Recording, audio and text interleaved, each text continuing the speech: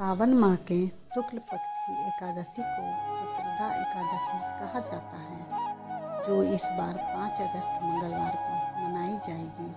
साल में पुत्रदा एकादशी 2 महीने आता है, एक पौष माह में, दूसरा सावन महीने में पुत्रदा एकादशी मनाई जाती है।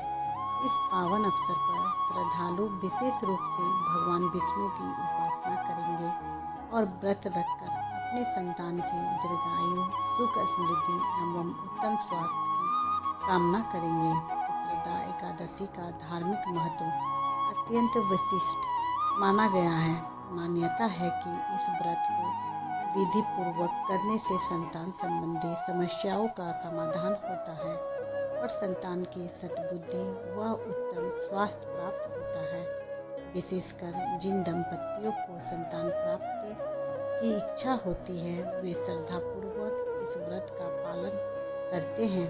इस एकादशी व्रत से न केवल संतान सुख प्राप्ति होता है, बल्कि समस्त पापों का क्षय भी होता है। पुत्रदा एकादशी का व्रत एक बच्चे भाव और संयम के साथ किया जाए तो भगवान विष्णु की कृपा से मनोकामनाएं अवश्य पूरी होती है। ऐसी भी मान्यता है कि पुत्रदा एकादशी व्रत रखने से न केवल वर्तमान में संतान की रक्षा होती है, बल्कि आगत संतान को भी आयुष्य की प्राप्ति होती है।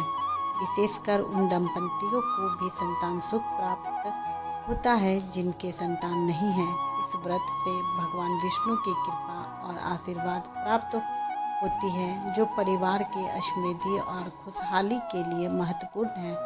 पूजा विधि: मंगलवार को श्रद्धालु प्रातःकाल स्नान आदि के बाद व्रत का संकल्प लेकर भगवान विष्णु की पूजा करें। पीले पुष्प, तुलसी दल, पंचामृत और धूप दीप से श्री हरि का अभिषेक करें।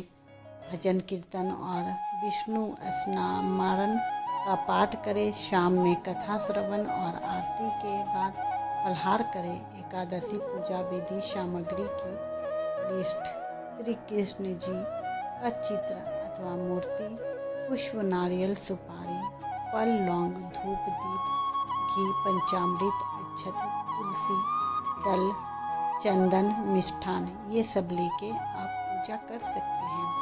पूजा विधि विधान से करें। धन्यवाद।